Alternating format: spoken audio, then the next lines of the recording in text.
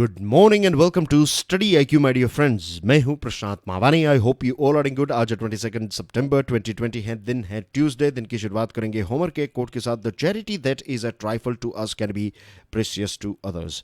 हम जब किसी की मदद करते हैं, हमारे लिए एक बहुत ही छोटी बात हो सकती है, लेकिन जो मदद रिसीव कर रहा है उस व्यक्ति के लिए ये एक बहुत ही प्रेशियस, बहुत ही मूल्यवान या फिर लाइफ चेंजिंग चीज़ भी हो सकती है।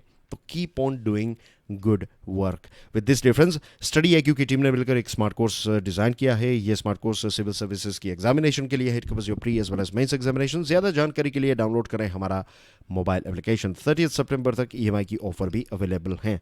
लेक्चर की पीडीएफ डाउनलोड करना चाहते हैं, check out my Telegram channel. You can follow me on Facebook as well.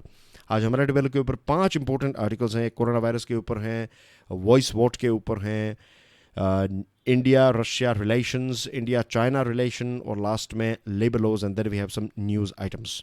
तो सबसे पहले in the air corona virus के साथ जुड़ा हुआ ये टॉपिक है। फरवरी 2020 में वुहान इंस्टीट्यूट ऑफ वायरोलॉजी ने पहली बार ऐसा बताया, या फिर दुनिया में पहला ऐसा इंस्टीट्यूशन जिसने ये बताया कि कोरोना वायरस जो है ये एयरबोर्न ट्रांसमिशन कर सकता है, यानी कि ये हवा से फैल सकता है। लेटेस्ट टॉपिक ये जो हम डिस्कस करें, मीन्स लेटेस्ट जो इसके ऊपर, इस टॉपिक के ऊपर जो खबर आ रही है वो ये है कि centres for disease control and prevention, CDC जो है, इसने अपनी गाइडलाइंस को रिवाइज किया है। और सीडीसी ने ये माना है कि ये जो कोरोना वायरस है, नोवेल कोरोना वायरस, एरोसोल्स से स्प्रेड हो सकता है। एरोसोल्स का मतलब क्या है? जो एयर है, एयर के अंदर जो सॉलिड पार्टिकल्स हैं, जो छोटे छोटे ऐसे पार्टिकल्स होते हैं, डस्ट पार्टिकल्स एक्सेट्रा, तो इसको हम कहते हैं एरोसोल्स। तो एरोसोल्स के माध्यम से कोरोना वायरस फैल सकता है, ऐसा सीडीसी ने बताया है। तो corona virus is airborne, it can be transmitted, और एयरबोर्न ट्रांसमिशन इज पॉसिबल। हवा से ये फैल सकता है। तो अगर हम ऐसी जगह पर हैं जहाँ पर, लेट्स से आप एक कमरे में हैं, एक ऐसी शॉप में हैं जहाँ पर एयर कंडीशनिंग है, तो दरवाजे और सारी चीज़ें, खिड़कियाँ बंद होगी इफ़ यू आर देयर, और कोई ऐसा व्यक्ति जो कोरोना वायरस जिसके अंदर मीन्स इन्फेक्शन है, और उस व्यक्ति ने आकर वहाँ पर थोड़ा, अब जस्ट से कि आप उसी जगह पर थे और आपने या फिर उस व्यक्ति ने और दूसरे ऐसे लोगों ने मास्क नहीं पहना था, जो भी वहाँ पर थे, एक छोटी सी दुकान में फॉर एग्जांपल, जस्ट इमेजिन कीजिए, या फिर एक छोटे से कमरे के अंदर अगर 6-7 लोग हैं, उसमें से एक व्यक्ति को कोरोना वायरस है, तो वो जो व्यक्ति इन्हेलेशन, सांस लेगा, सांस बाहर निकालेगा, तो राइट, तो उससे भी कोरोना वायरस जो है वो स्प्रेड हो सकता है। तो ये एक बहुत बड़ी चीज़ हमारे सामने आई है। Airborne particles can spread even by breathing, जैसे मैंने अभी आपको बताया, remain suspended in the air and be inhaled and spread beyond 6 feet in certain enclosed settings. खास करके यहाँ पर एनक्लोज्ड सेटिंग्स की बात बताई है कि ऐसी जगह है जहाँ पर पैक जगह हैं, कार फॉर एग्जांपल, कोई शॉप है, कोई ऐसा कमरा है, लिफ्ट्स में भी, तो ऐसी जो भी क्लोज्ड, जिम्स भी हो सकते हैं। This are few things that are coming in my mind. इसके अलावा भी बहुत सारी जगह हो सकती है, you can think about it. तो ऐसी जगहों पर इनहेलेशन से कोरोना वायरस स्प्रेड हो सकता है। तो ये एक बहुत वुहान ने तो बताया था, वुहान इंस्टीट्यूट ऑफ वायरोलॉजी ने, लेकिन उनका इतना ज़्यादा लोगों ने भरोसा नहीं किया for obvious reasons. We know it very well why. अब सीडीसी ने ये बात बताई है, और WHO ने 9 जुलाई को ये बताया था कि वायरस जो है ये एयरबोर्न ट्रांसमिट कर सकता है, ख़ास करके क्लोज्ड सेटिंग्स में। क्लोज्ड सेटिंग्स जैसे कि वे सारी जगह है जहाँ पर एक पैक कमरा और थिंग्स लाइक दैट। तो बहुत सारे ऐसे देश थे जिन्होंने इस प्रकार के एनक्लोज्ड सेटिंग्स में मिलने की परमिशन नहीं दी थी। बहुत आपको साउथ कोरिया के बारे में पता होगा कि वहाँ पर चर्चेस में जो गैदरिंग है वो बैन की गई थी। दूसरी जगहों पर इस प्रकार के बैन जो हैं वो लगाए गए, और इसका एक ही इलाज है, that is universal masking. Mask पहनने से चांसेस जो हैं, बचने के चांसेस बहुत ज़्यादा बढ़ जाते हैं। और as per the reports, right, तो जितने रिपोर्ट सामने आए हैं, और एक लंबे टाइम से हमने इसके बारे में डिस्कशन की है, अलग अलग लोगों ने, एक्सपर्ट्स ने एक चीज़ को हमेशा रेकमेंड किया है, दैट इज़ मास्क। तो यूनिवर्सल मास्किंग एक ऐसी चीज़ है जिसका हमें इस्तेमाल करना ही चाहिए। इसको यूनिवर्सल यानी कि हर एक व्यक्ति मास्क पहने, और सिर्फ मास्क पहनने से कुछ नहीं होगा, मास्क एटिकेट्स भी होने चाहिए। तो that is also number one priority कि मास्क एटिकेट्स, के कहाँ से मास्क पहनना है, कैसे मास्क को टच नहीं करना है, ये सारी चीज़ें। ये जो आर्टिकल है इसमें दो ऐसी क्रूज़ शिप का एग्जाम्पल दिया गया था कि एक क्रूज़ शिप जो थी जिसमें लोगों ने मास्क नहीं पहना था तो वहाँ पर बहुत सारे लोगों को कोविड-19 हुआ, और दूसरी शिप में जहाँ पर कोविड-19 मीन्स लोगों ने मास्क पहना था तो वहाँ पर जिन लोगों को इन्फेक्शन हुआ उनको एसिम्प्टोमेटिक इन्फेक्शन हुआ, या फिर उनके जो सिम्टम्स थे वो एसिम्प्टोमेटिक थे, राइट। तो उनको इतना ज़्यादा सीवियर नहीं हुआ। तो यू कैन सी हियर के universal masking can avert infections and if infected, ये पहले तो इन्फेक्शन नहीं होने देगा, बट बाई चांस अगर आपको इन्फेक्शन हो जाता है, the amount of viral load one is exposed to will be less. Viral का जो लोड होगा जिससे आप एक्सपोज होंगे वो कम होगा। तो इसकी वजह से एसिम्प्टोमेटिक इन्फेक्शन या फिर माइल्ड डिजीज़ के चांसेस होंगे, जो सीवियर डिजीज़ है वो नहीं हो पाएगा। तो दिस इज़ द की। इस लेक्चर को दूसरे स्टूडेंट्स के साथ शेयर ज़रूर करें। वीडियो पसंद आया है तो hit the like button and हमारी चैनल को सब्सक्राइब करना ना भूलें। अगर आपने हमारी चैनल को सब्सक्राइब कर दिया है, नोटिफिकेशन बेल को प्रेस कर दिया है, देन 3 और स्टूडेंट्स को स्टडी IQ के बारे में ज़रूर बताइएगा। ए पॉइंट ऑफ ऑर्डर, सबसे पहले तो एक डिफरेंस आप समझ लीजिए, उसके बाद चीज़ें क्या हुई उसको समझेंगे, राइट। एक बेसिक चीज़ है लेकिन आपके लिए बहुत इंपॉर्टेंट है। एक होता है वॉइस वॉट और दूसरा होता है डिवीजन। तो इन दोनों के बीच में डिफरेंस क्या है?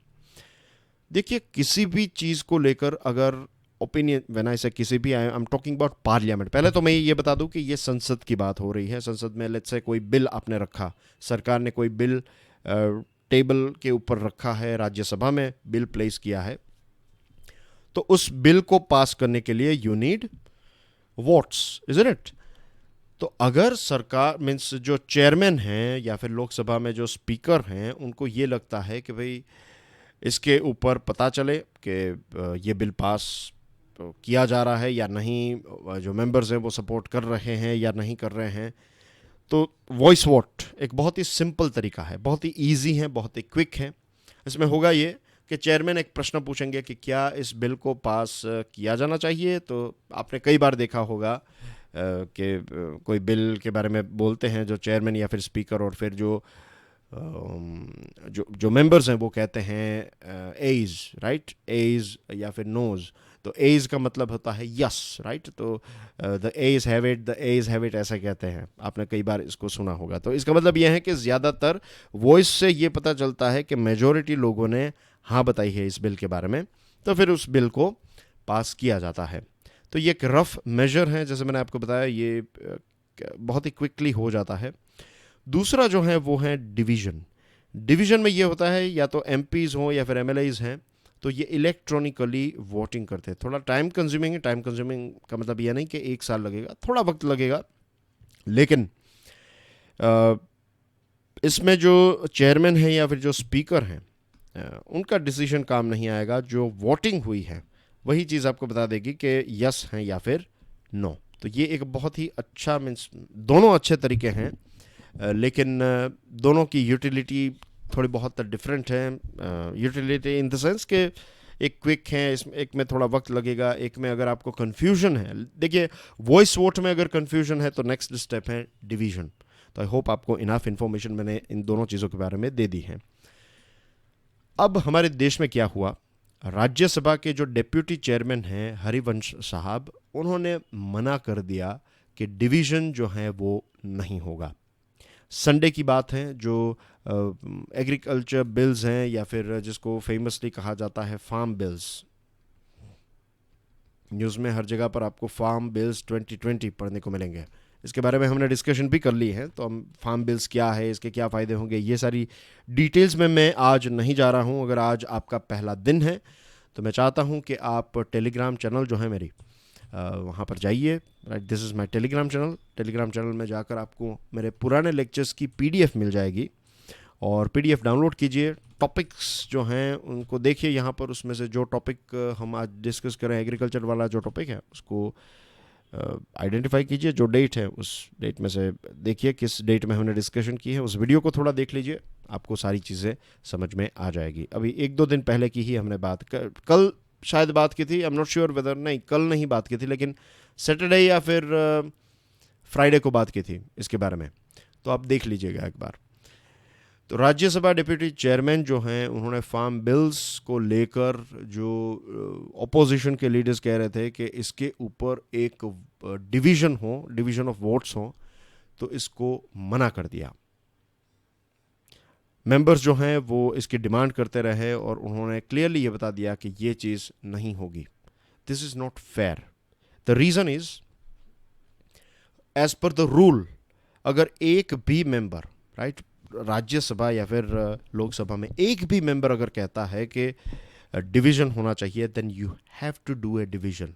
किसी के मन में डाउट नहीं रहना चाहिए। लेकिन यहाँ पर मना जो कर दिया है, और एक नहीं बहुत सारे लोग कह रहे थे कि डिवीज़न कीजिए, इसका डिवीज़न ऑफ वोट होना चाहिए इसके ऊपर, लेकिन फिर भी उन्होंने मना कर दिया। चेयरमैन ने ये बताया कि ये डिवीज़न की डिमांड जो है वो इसलिए उन्होंने रिजेक्ट की क्योंकि जो एमपीज़ हैं वो अपनी सीट्स पर बैठे नहीं थे, वो खड़े हो रहे थे और एक प्रकार का they were creating issues. As per chairman वो बता रहे थे कि वो चिल्ला रहे थे और ज़ोर ज़ोर से चिल्ला रहे थे, अपनी जगहों पर बैठे नहीं थे। मैंने उनको बताया कि बैठ जाइए, लेकिन फिर भी वो बैठ नहीं रहे थे, और ये सारी चीज़ों की वजह से फाइनली उन्होंने ये बताया कि ये डिवीज़न नहीं होगा। But this is not right, this is not fair at all, क्योंकि लोग जो हैं, जो अपोजिशन के एमपीज़ हैं, जो भी एमपीज़ हैं, मेंबर ऑफ पार्लियामेंट, वो वहाँ पर वेल में इसीलिए चले गए थे क्योंकि ये जो डिसऑर्डर है उसके पीछे मेन रीज़न ये था क्योंकि चेयरमैन ने मना कर दिया। जो उस टाइम पर चेयरमैन थे, डिप्यूटी चेयरमैन, तो उन्होंने मना कर दिया कि ये डिवीज़न ऑफ वोट जो है वो नहीं होगा। दिस इज़ नॉट फेयर, ऐसा नहीं होना चाहिए। देखिए, पिछले कई टाइम से ये चीज़ भी हमें देखने को मिली है। रूलिंग पार्टी एक पॉलिटिक्स के साथ जुड़ी हुई एक बहुत ही इंटरेस्टिंग चीज़ मैं आपके साथ शेयर करना चाहता हूँ। आज बीजेपी जो हैं उनका ज़माना है। एक वक्त था जब कांग्रेस का ज़माना था। कांग्रेस भी ऐसे ही लगती थी बीजेपी की तरह, अनडिफीटेबल, उसमें भी ऐसे लीडर्स थे जो लगता था कि ये लीडर्स तो आने वाले 15-20 सालों तक यही हमें चाहिए, यही होंगे। लेकिन वक्त चेंज हो गया। Same thing will happen with BJP as well. आज नहीं तो maybe after 10 years, maybe after 15 years. ये अप्स एंड डाउन्स जो हैं ये पॉलिटिक्स का पार्ट है। फिर एक पार्टी जो है वो जब लोकसभा में पावर में होती है, फिर धीरे धीरे राज्यसभा में पावर में आ जाती हैं, तो फिर कई बार ऐसी भी चीज़ें हो करती हैं एक पॉलिटिकल पार्टी, अपने अपने पीक पर जब होती हैं एक पॉलिटिकल पार्टी, तब ऐसी भी चीज़ें करती हैं जो इलीगल नहीं है, लेकिन डेमोक्रेसी के पॉइंट ऑफ व्यू से देखें तो इनफ भी नहीं है। If you are doing things that are not illegal, आप इलीगल नहीं कर रहे हैं, आप अनकॉन्स्टिट्यूशनल नहीं हो रहे हैं, लेकिन कॉन्स्टिट्यूशनल को और ज़्यादा मैच्योर करने वाले एक्ट भी कई बार आप नहीं करते। जैसे कि राज्यसभा में कई बार कुछ ऐसे बिल्स को मनी बिल के तौर पर बाईपास कर दिया जाता है कि मनी बिल जो है तो लोकसभा में ग्रीन सिग्नल मिल गया, फिर राज्यसभा में सिर्फ रेफरेंस के तौर पर जाता है और फिर वो पास हो जाता है। तो ऐसी भी चीज़ें हुई है। और यहाँ पर जो मना किया है कि एक फ्लैट आउट डिनायल जो किया है डिवीज़न ऑफ वोट्स का, तो ये एक नया लॉ है। Law in the sense LOW, एक नई गिरावट हमें देखने को मिली है पार्लियामेंट के इतिहास में, और ये एक बहुत ही दुखद बात है। फिर नेक्स्ट टॉपिक के बारे में बात करते हैं। With China as backdrop, new Delhi's Moscow watch. यहाँ पर मॉस्को यानी कि रशिया और भारत के रिलेशनशिप के बारे में हम बात करने वाले हैं। कुछ इंपॉर्टेंट चीज़ों को समझेंगे। रशिया में एक कवकाज 2020 एक मिलिट्री एक्सरसाइज होने वाली थी। इस मिलिट्री एक्सरसाइज में शंघाई कोऑपरेशन ऑर्गेनाइजेशन के मेंबर्स पार्ट लेने वाले थे। आई थिंक कुछ हफ्तों पहले मैंने ये प्रश्न पूछा था, लेकिन फिर भी आज फिर से अगर मैं पूछ रहा हूँ तो I would like to ask you again. बताइए कि शंघाई कोऑपरेशन ऑर्गेनाइजेशन के कितने मेंबर्स हैं, और वो जो मेंबर्स हैं उनके नाम क्या है। सारे मेंबर्स के नाम आपको पॉइंट करना है, राइट, लिखने हैं कमेंट सेक्शन में। This is question number 1 for you. और डियर फ्रेंड्स, सिर्फ नाम इंटरनेट में से ढूंढकर कॉपी पेस्ट मत कीजिएगा। राइट। अगर आपको नाम सारे के सारे पता नहीं है या फिर कुछ नाम पता है, अगर लेट्स से आपको, I am showing you how to study as well, right, इसी के साथ तो ये भी देखिएगा। लेट्स से अगर शंघाई कोऑपरेशन ऑर्गेनाइजेशन में 5 मेंबर्स हैं, राइट, एग्जाम्पल के तौर पर, और आपको 2 मेंबर्स के बारे में पता है, इंडिया और रशिया, ये 2 मेंबर्स हैं, वो आपको पता है, तो आप क्या करेंगे, you will open your map, right, world map निकालिए या फिर एशिया का मैप निकालिए, और उसमें देखिए कि रशिया कहाँ पर हैं, भारत कहाँ पर हैं, और फिर देखिए कौन कौन से देश हो सकते हैं। सोचिए इसके बारे में, क्या अफगानिस्तान होगा, क्या पाकिस्तान होगा, क्या चाइना होगा इसमें, क्या कोई दूसरे देश होंगे, जो भी आप एक लिस्ट बनाइए, और उसमें से 5 में से 3 देशों को आपको सेलेक्ट करना है, तो 3 देशों को सेलेक्ट कर लीजिए कि ये 3 देश होंगे, और उसके बाद इंटरनेट पर जाइए और देखिए कि आप सही हैं या गलत हैं। अगर गलत है तो कितने आपके गलत हुए। ये एक्सरसाइज 5 मिनट भी आपको नहीं लगेगी, मैक्सिमम 10 मिनट्स, लेकिन उसके बाद जब आप फाइनल देशों का लिस्ट देखेंगे और मैप में उनको लोकेट करेंगे, राइट, तो वो देश, चांसेस बढ़ जाएंगे कि शंघाई कोऑपरेशन ऑर्गेनाइजेशन जो है वो एक ऐसा टॉपिक होगा जिसके ऊपर आपकी धीरे धीरे करके एक अच्छी ग्रिप बन जाएगी। क्योंकि नेक्स्ट टाइम जब शंघाई कोऑपरेशन ऑर्गेनाइजेशन के बारे में आप कुछ पढ़ेंगे तो you will do little bit more research. आप देखेंगे कि कब इसकी स्थापना हुई, कौन कौन से देश धीरे धीरे इसमें ऐड हुए, मीटिंग्स कहाँ पर ज़्यादातर होती हैं, इसका नाम क्यों है ये, बहुत सारी ऐसी चीज़ें। तो ये एक पूरा टॉपिक क्लियर हो जाएगा, और जब आपको पूरे देशों के नाम पता चल जाए आज, तो उसके बाद उसको टाइप कीजिए, राइट, टाइप करके आंसर लिखिए। तो ये थोड़ी लेंथी प्रोसेस आपको डेफिनेटली लगेगी, लेकिन quality is always going to, देखिए क्वांटिटी में आपको बहुत कंपटीशन मिलेगी, लेकिन क्वालिटी में कंपटीशन नहीं होती है, राइट, या फिर कम होती है। तो Whatever you do, make sure कि आप क्वालिटी वर्क करें, क्वांटिटेटिव नहीं। 10 आर्टिकल्स, मैं चाहूँ तो रोज़ आपके लिए 10-12 आर्टिकल्स लेकर आ सकता हूँ, but that is not going to help you. उसमें अच्छा लगेगा कि एक ऐसा एनालिसिस आ रहा है जिसमें 10-12 आर्टिकल्स को समझाया जा रहा है, बट वो कोई काम का नहीं होगा। उससे अच्छा तो है कि सिर्फ एक आर्टिकल के ऊपर बात करें, लेकिन इन डेप्थ बात करें। Let's move on. तो प्रश्न ये है कि भारत ने इसमें पार्ट नहीं लिया, और इसमें शंघाई कोऑपरेशन ऑर्गेनाइजेशन के मेंबर्स पार्ट लेने वाले थे। तो प्रश्न ये है कि क्या भारत और रशिया के रिलेशनशिप जो हैं वो बिगड़ते जा रहे हैं। ये प्रश्न जो है, इसका आंसर हम इस आर्टिकल में ढूंढने की कोशिश कर रहे हैं। रशिया, इंडिया, चाइना, जून 2020 में रशिया, इंडिया, चाइना के फॉरेन मिनिस्टर्स की एक मीटिंग हुई ऑनलाइन। फिर राजनाथ सिंह साहब 75th विक्ट्री डे परेड के लिए रशिया गए। 4 सितंबर को SCO डिफेंस मिनिस्टर्स की मीटिंग चल रही थी, और दूसरी तरफ इंडिया रशिया नेवल एक्सरसाइजेस, जिसका नाम है इंदिरा। तो अंडमान एंड निकोबार आइलैंड, जो इंडियन ओशन के लिए बहुत एक इम्पोर्टेंट लोकेशन है, भारत का एक आइलैंड है, right, Andaman and Nicobar island. तो यहाँ पर इंदिरा एक्सरसाइज चल रही थी। 4 सितंबर की बात करें तो S जयशंकर साहब जो हैं, उन्होंने ऑनलाइन ब्रिक्स फॉरेन मिनिस्टर्स की मीटिंग को अटेंड किया। 9 से 10 सितंबर SCO फॉरेन मिनिस्टर्स की मीटिंग हुई, and in fact in November India will host SCO heads of government meeting as well. तो प्रश्न ये है कि क्या भारत और रशिया के रिलेशनशिप बिगड़ गए हैं या फिर दूर जाते जा रहे हैं हम। नहीं, बहुत सारी चीज़ें हमने देखी कि इसमें देखिए यहाँ पर रशिया इन्वॉल्व है, यहाँ पर रशिया है, यहाँ पर रशिया है, ब्रिक्स में रशिया का पार्ट है, SCO में रशिया है। तो ऐसा बिल्कुल नहीं है। S जयशंकर साहब ने यह बताया कि we live in a curious world where one cannot view engagement with different parties as a zero sum game. एक तरफ है रशिया, एक तरफ है इंडिया, एक तरफ है चाइना। रशिया और चाइना के रिलेशनशिप मजबूत होते जा रहे हैं। इसका मतलब ये बिल्कुल नहीं है कि रशिया और इंडिया के रिलेशनशिप ख़राब होते जा रहे हैं। रशिया के बहुत सारे उनके खुद के चैलेंजेस हैं। USA और वेस्टर्न वर्ल्ड ने सैंक्शंस लगाए हैं। चाइना जो हैं वो भी अब वेस्टर्न वर्ल्ड का दुश्मन बन चुका है। तो ऐसी सिचुएशन में ये फिर दोनों नेबरिंग कंट्रीज़ हैं। रशिया के पास ऑयल हैं, चाइना को डेवलपमेंट करना है।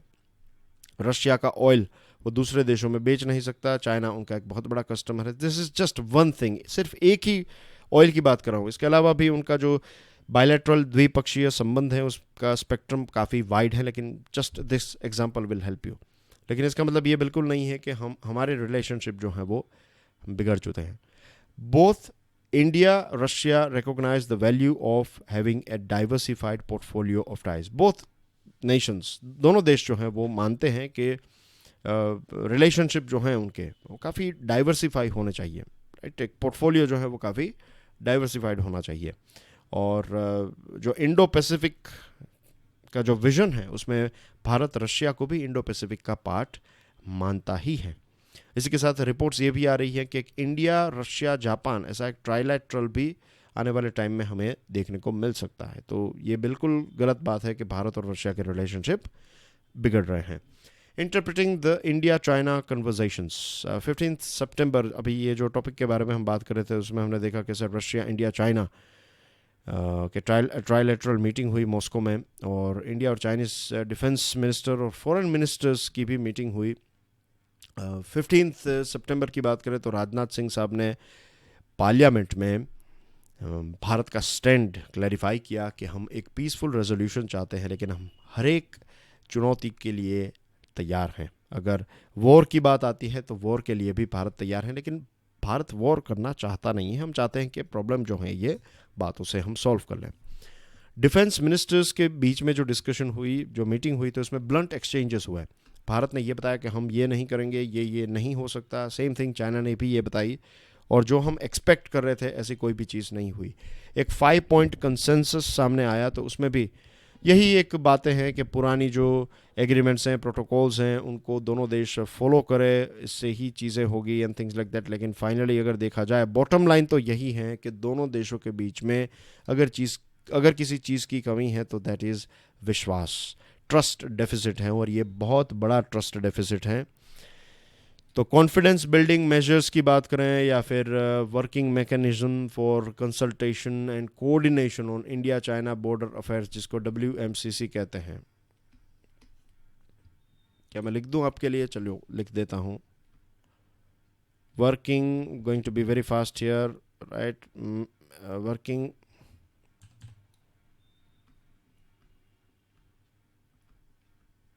mechanism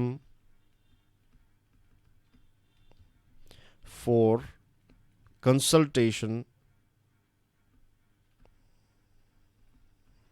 and coordination on India-China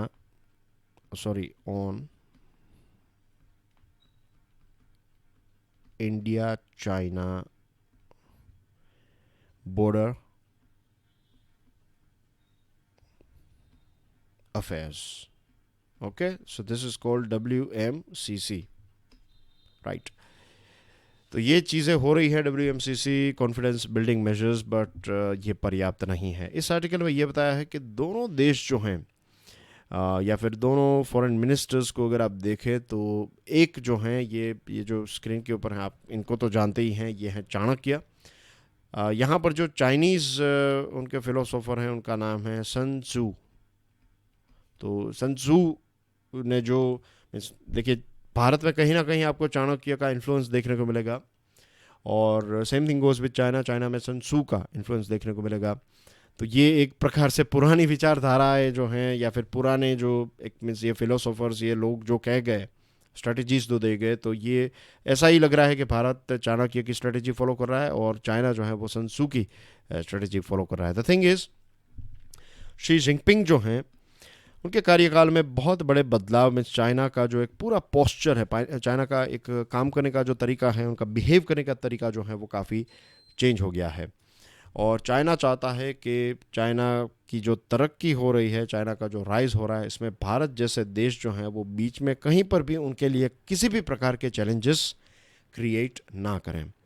अगर इस प्रकार के टेंशन्स को आपको डिफ्यूज़ करना है तो उसके लिए आपको धैर्य से आगे बढ़ना पड़ेगा, लेकिन ये धैर्य जो है वो मिस्टर शी में देखने को नहीं मिलता है.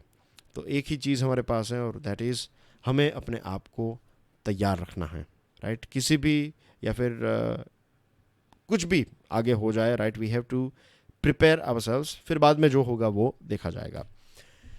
डाइल्यूशन विदाउट एडिक्वेट डेलिब्रेशन, ये लेबर लॉज के साथ जुड़ी हुई बात है. 19 सितंबर की बात है जब 3 बिल्स को भारत सरकार ने रिप्लेस कर दिया. 3 बिल्स ऑलरेडी थे 2019 के, उनको 2020 के बिल से रिप्लेस कर दिया है।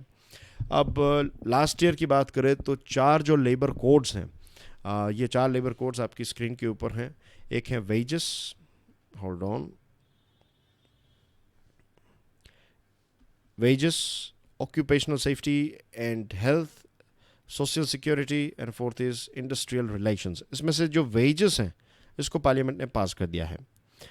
बाकी के जो हैं वो स्टैंडिंग कमेटी के पास थे। बहुत सारी स्टैंडिंग कमेटी ने इसके ऊपर और दूसरे भी लोगों ने इसके ऊपर अपने व्यू पॉइंट्स दिए। इंडस्ट्रियल रिलेशंस, सोशल सिक्योरिटी और ऑक्यूपेशनल सेफ्टी एंड हेल्थ के ऊपर अपने व्यू पॉइंट्स दिए हैं।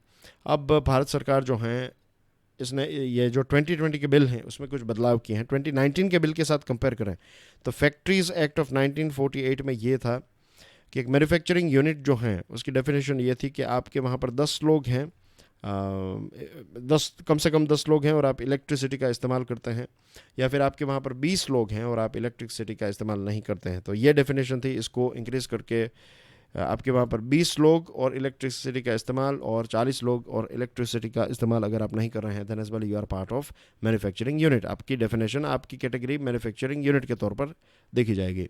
इंडस्ट्रियल डिस्प्यूट्स एक्ट ऑफ 1947 जो है उसमें यह था कि एक कंपनी के पास अगर 100 जितने वर्कर्स हैं, 100 या फिर उससे ज़्यादा, तो अगर आपको किसी को उसमें से निकालना है तो गवर्नमेंट की परमिशन लेनी पड़ेगी। अब इसको इंक्रीज़ करके 300 कर दिया है, और ये भी बताया है कि अगर सरकार जब भी चाहे तो नोटिफिकेशन के माध्यम से ये 300 को 400, 500, 600 भी कर सकती हैं। Industrial employment standing orders act of 1946 requires employers to formally define conditions of employment under them if they have at least 100 workers। अगर किसी ऑर्गेनाइजेशन में 100 कम से कम 100 जितने लोग काम करते हैं तो जो एम्प्लॉयर हैं उनको जो वर्किंग कंडीशन है ये सारी चीज़ों के बारे में कम्प्लीटली एम्प्लॉयमेंट की कंडीशंस जो हैं वो सारी चीज़ें उनको फॉर्मली बतानी पड़ेगी। अब इसको भी 300 कर दिया गया है कि आपकी फैक्ट्री में कम से कम 300 लोग अगर काम, आपके यूनिट में 300 लोग काम कर रहे हैं तो फिर आपको ये फॉर्मली करना पड़ेगा। 2020 bills provide the government with the power to exempt establishments from any or all of their provisions। अब ये बिल जो है वो ये ताकत देता है सरकार को कि या तो कुछ या तो सभी ऐसे प्रोविजंस को एग्जेम्प्ट किया जा सकता है। और the code on industrial relations, ये कोड ऑन इंडस्ट्रियल रिलेशंस जो हैं ये बहुत सारी चीज़ों को, जैसे कि trade union, working condition, retrenchment और ले ऑफ्स यानी कि निकाल देना, dispute resolution, establishes industrial tribunal, ये सारी चीज़ों के साथ ये इंडस्ट्रियल रिलेशंस का जो कोड है वो डील करता है। अब इसमें भी सरकार ने कुछ ये जो बिल हैं उसमें बहुत बड़े बदलाव किए हैं। हेल्थ एंड सेफ्टी के नॉर्म्स में भी बहुत सारी छूट दे दी हैं, और स्टेट गवर्नमेंट के ऊपर रखा गया है कि स्टेट गवर्नमेंट जो है वो चाहे तो एग्जेम्प्ट कर सकती हैं ये सेफ्टी और इन सारी चीज़ों को। कुछ ऐसी बेसिक चीज़ें हैं जिसके साथ हम जो हम कहते हैं कि we cannot take it lightly. Health की बात करें, सेफ्टी की बात करें, कोई फैक्ट्री ऐसा नियम निकाले कि आपको यहाँ पर 15 आवर्स के लिए काम करना पड़ेगा दिन में, तो फ्यू वीक्स के लिए वो शायद हो सकता है, लेकिन लॉन्ग टर्म में देखें तो उस व्यक्ति की तबीयत जो है वो ख़राब हो सकती है। तो health and safety, adequate lightning, ventilation, ये वेलफेयर मेजर्स, ऐसी कुछ बेसिक चीज़ें हैं जिसके साथ अब बदलाव में सरकार को उसको डाइल्यूट नहीं, उसको और ज़्यादा मजबूत बनाना चाहिए। 2019 bill was applicable to establishments which employed at least 20 contract workers। कुछ कॉन्ट्रैक्ट लेबर में चेंजेस जो किए हैं, तो पहले ये 20 कॉन्ट्रैक्ट वर्कर्स के साथ जुड़ा हुआ था, अब इसको 50 कर दिया गया है। तो सारी चीज़ें जो है वो डाइल्यूट की। इनफैक्ट एम्प्लॉयमेंट ऑफ विमेन की बात करें तो डेंजरस जगहों पर महिलाएं पहले जो हैं वो डेंजरस जगहों पर उनको काम करने से प्रोहिबिट किया जाता था, अब यहाँ पर वो रिमूव किया गया है। तो I don't know why government is doing this thing, कि क्यों ऐसा, इसको ये ईज़ ऑफ डूइंग बिजनेस नहीं, ये तो और ज़्यादा इश्यूज क्रिएट होंगे इससे। तो the best thing that we can do is कि हम इसको और ज़्यादा गहराई से डिस्कस करें। इस बिल को स्टैंडिंग कमेटी के पास इसको रेफ़र होना चाहिए, एक्सपर्ट्स के ओपिनियन बुलाया जाए, और जो स्टेक होल्डर्स हैं, जो लेबर हैं, उनको भी पूछा जाए कि उनके क्या व्यू पॉइंट्स हैं, और उसके बाद एक फ़ाइनल ड्राफ्ट जो है वो तैयार किया जाना चाहिए। जल्दबाजी में ये चीज़ नहीं हो सकती, क्योंकि ये हर एक व्यक्ति को, ऐसा कोई भी व्यक्ति नहीं होगा जिसको ये अफेक्ट नहीं करेंगे। This provisions of the bill affect every person working in India and every employer and address complex issues. तो हर एक व्यक्ति को ये अफेक्ट करने वाला है, तो इसके ऊपर एक बहुत गहराई से डिस्कशन होनी चाहिए. And that's everything in today's discussion, dear friends. Thank you very much for watching this video. God bless you all. Jai Hind.